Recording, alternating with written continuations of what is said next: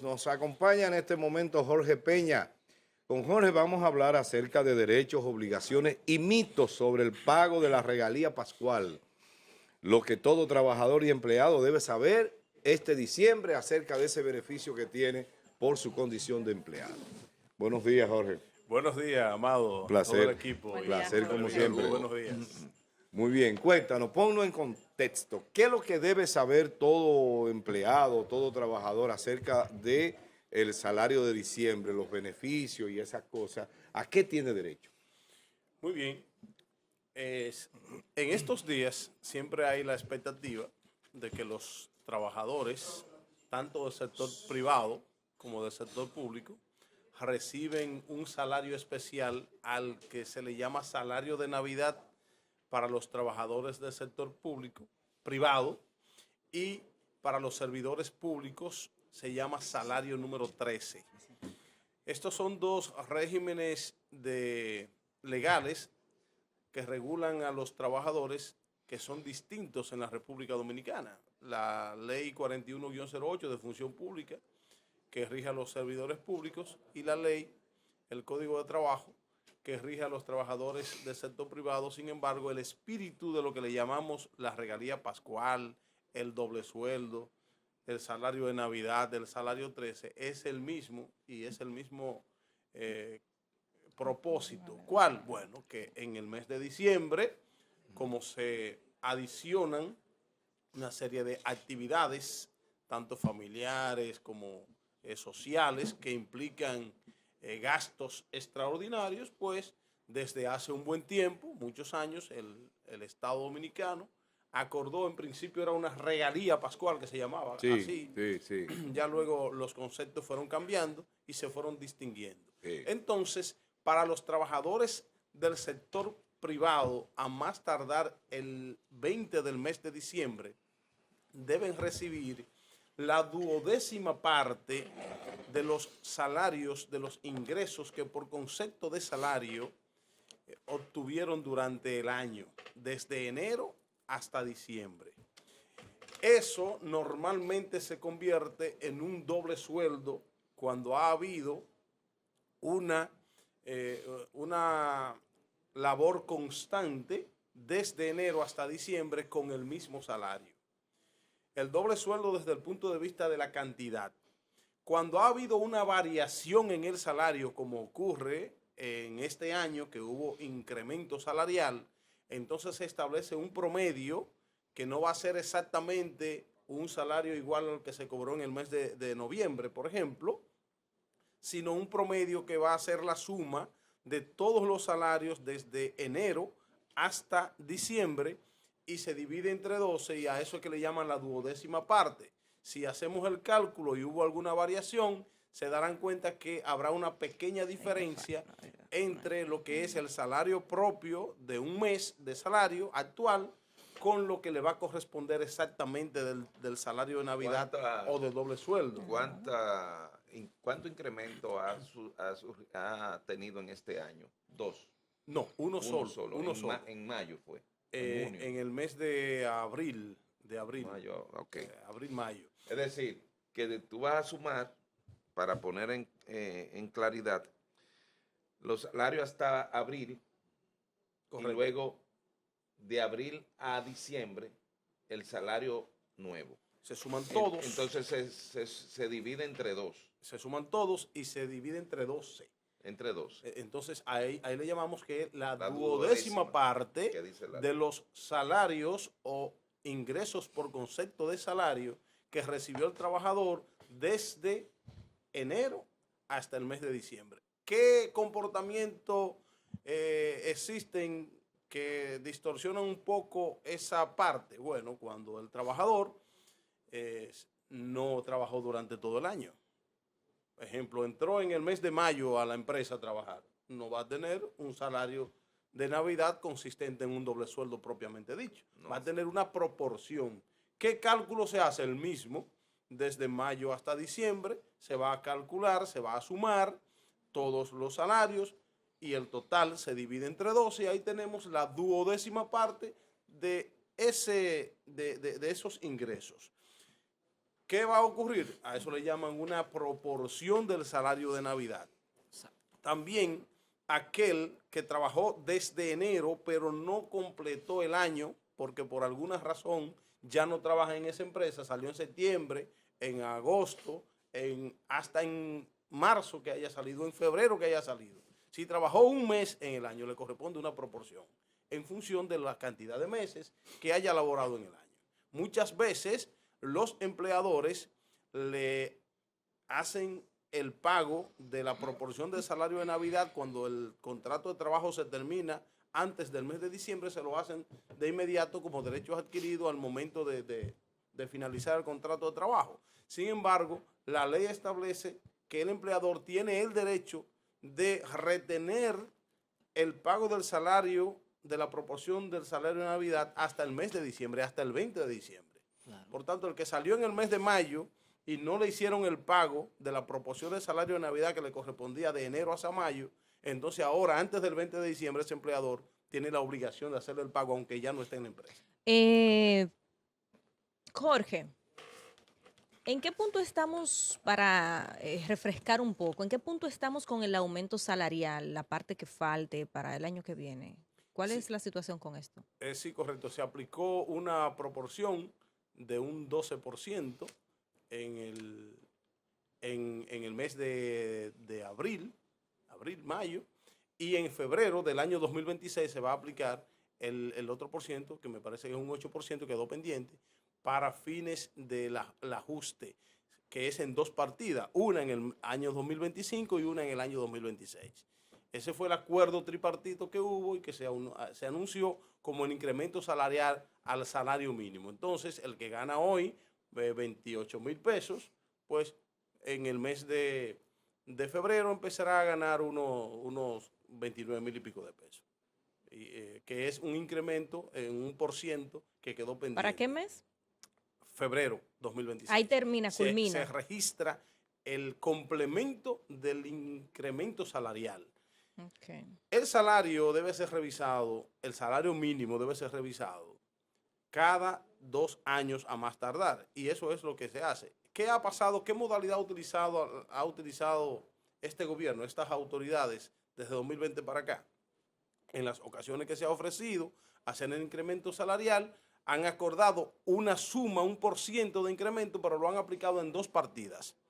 Y entonces se registra como si el incremento se verificara anualmente.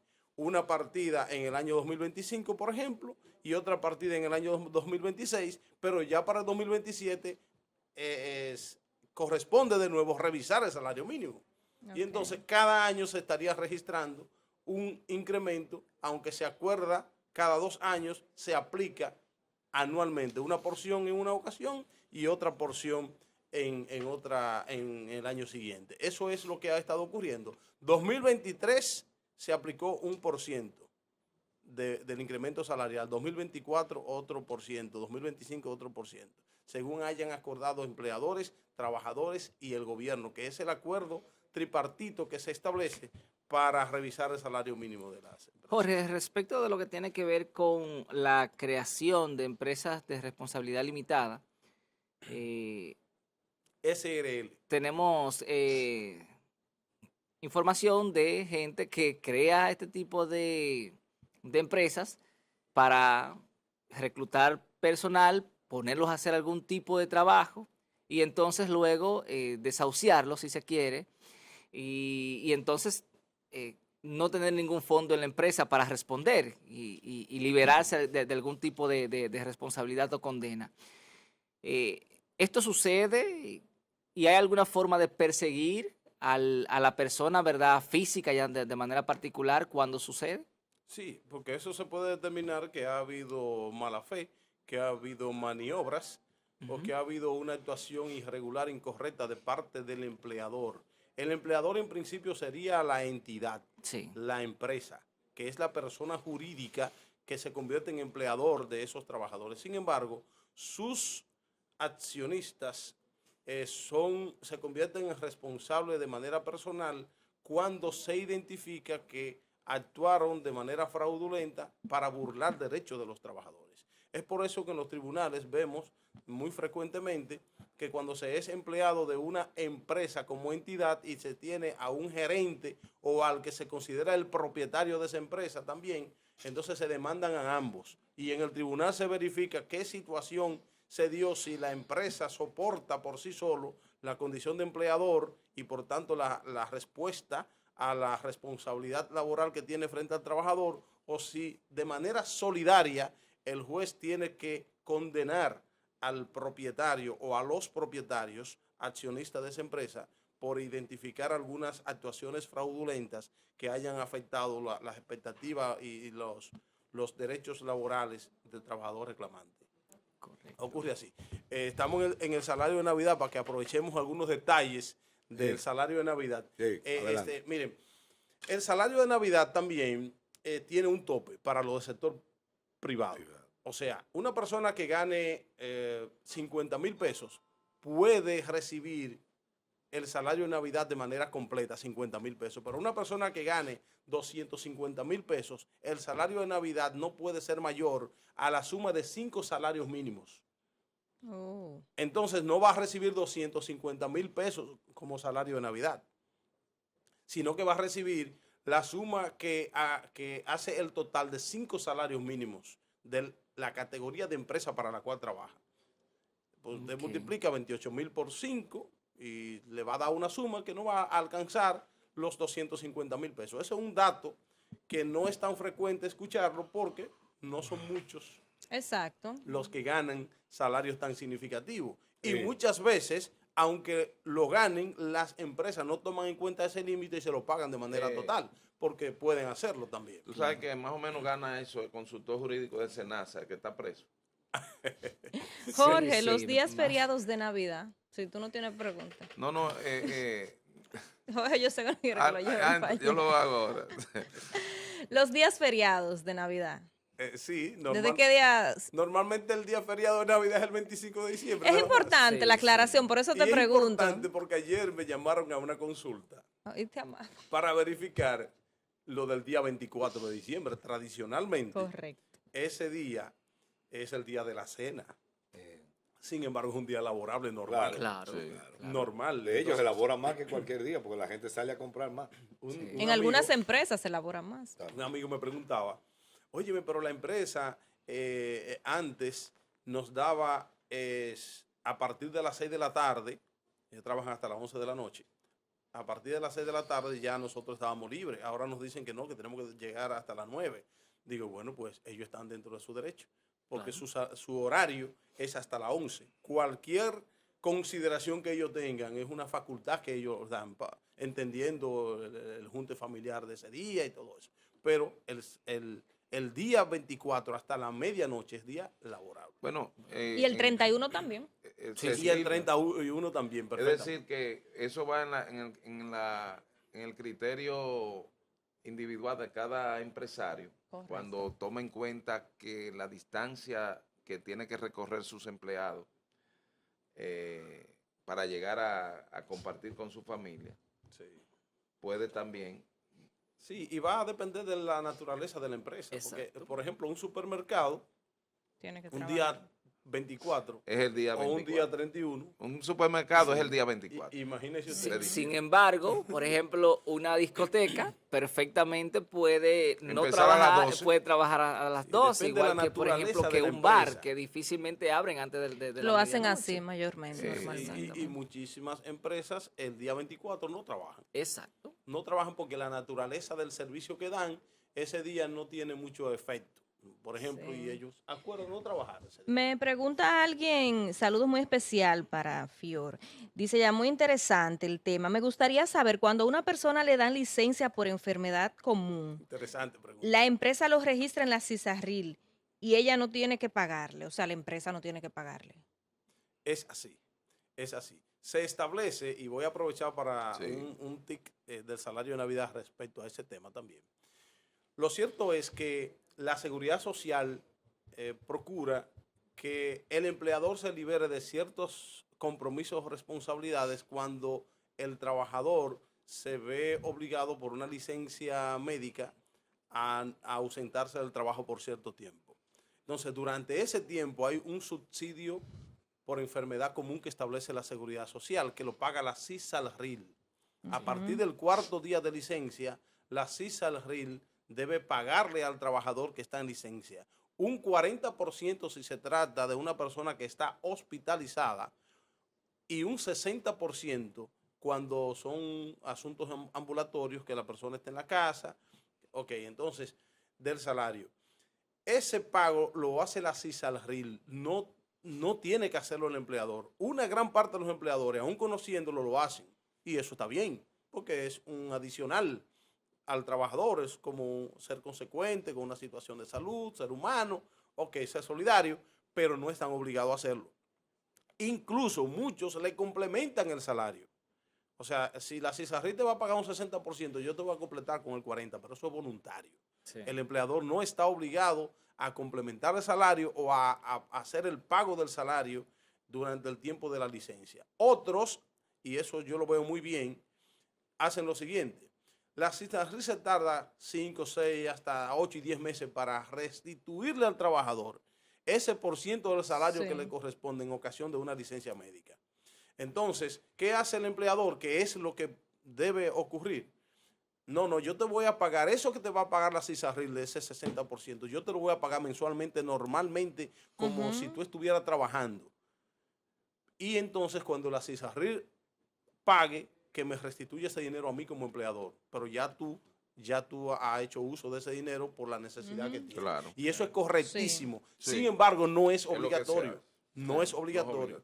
Pero es correctísimo desde el punto de vista del empleador suplirle al trabajador de manera adelantada lo que le va a restituir luego la CISALRIL por una licencia médica. Y desde el punto de vista de la licencia médica y del salario de Navidad, el TIC es el siguiente.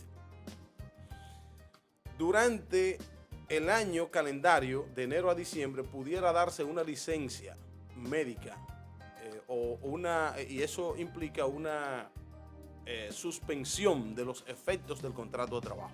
Tú no trabajas, yo no te pago.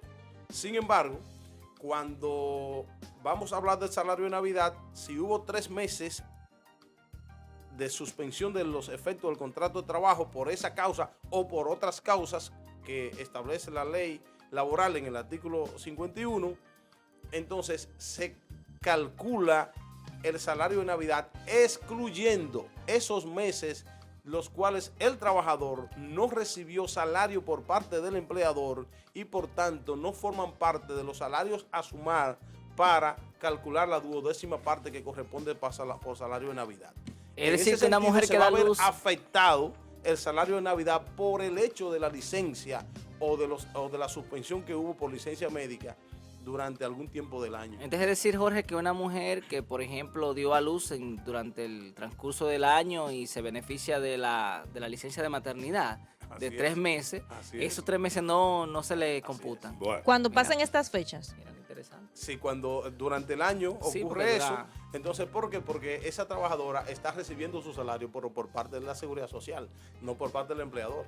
Oh. Okay. Entonces hay una suspensión de los efectos del contrato de trabajo en ese sentido. Entendible. Bueno, gracias Jorge, muchas gracias por tus orientaciones, siempre venidas a más, ¿verdad? Claro. En ese último aspecto, quiero aclarar que eso no quita, como ocurre mayormente, que el empleador no tome en cuenta ese aspecto y le haga su pago normal, completo de salario de Navidad a los trabajadores que durante el año sufren esa situación. Exacto. Que ocurre normalmente así. Bien, bueno, un placer siempre estar con ustedes y poder explicar algunas cuestiones que yo sé que son de interés, tanto para algunos amigos hasta de aquí mismo, de estos entornos que son trabajadores, como para todo el público en general. Bueno, señores.